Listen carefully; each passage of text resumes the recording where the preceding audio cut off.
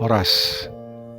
Kembali kita bertemu dengan renungan harian Carpe Diem. Hari ini Kamis 3 November 2022. Kiranya di hari ini damai sejahtera Allah yang melampaui segala akal memelihara hati dan pikiranmu di dalam Kristus Tuhan kita. Marilah kita memulai renungan firman Tuhan hari ini dengan menyanyikan buku Ende nomor 678, baitnya yang pertama dan ketiga.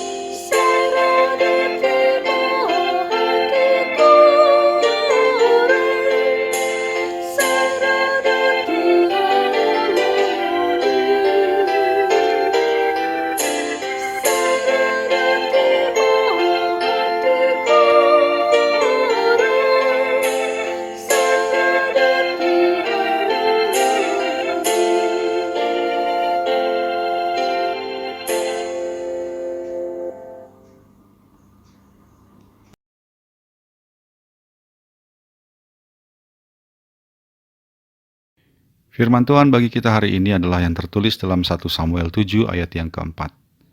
Kemudian orang-orang Israel menjauhkan para Baal dan para Ashtoret dan beribadah hanya kepada Tuhan. Demikianlah firman Tuhan. Dalam pernikahan Kristen yang monogami, setiap pribadi di dalamnya dituntut untuk setia sampai akhir. Tidak boleh ada cinta yang lain. Suami hanya mencintai dan memberi hidupnya untuk sang istri. Demikian juga istri untuk suaminya.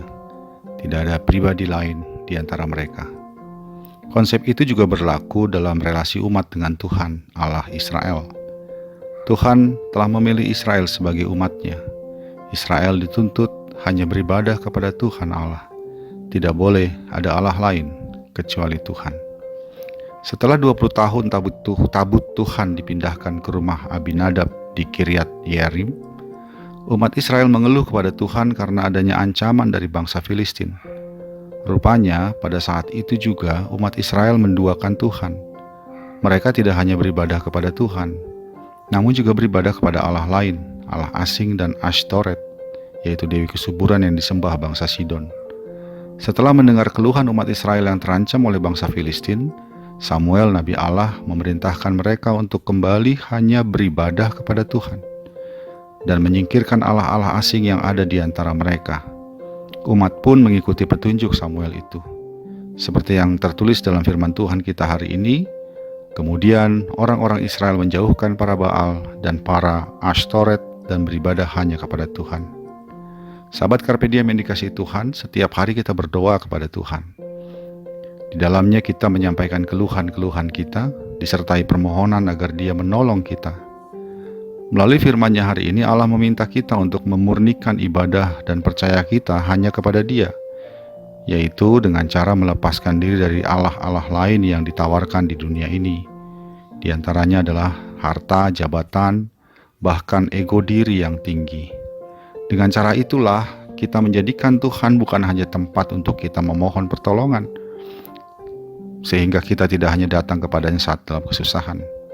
Dengan menyingkirkan ilah-ilah dalam diri kita, maka kita menjadikan Tuhan sebagai yang satu-satunya kita sembah dan kita hormati, sehingga Dia adalah Tuhan dalam kehidupan kita, dalam segala hal yang kita kerjakan.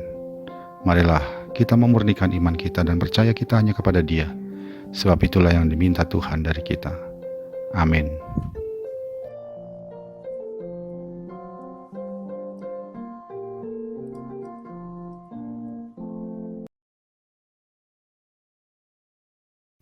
Marilah kita berdoa.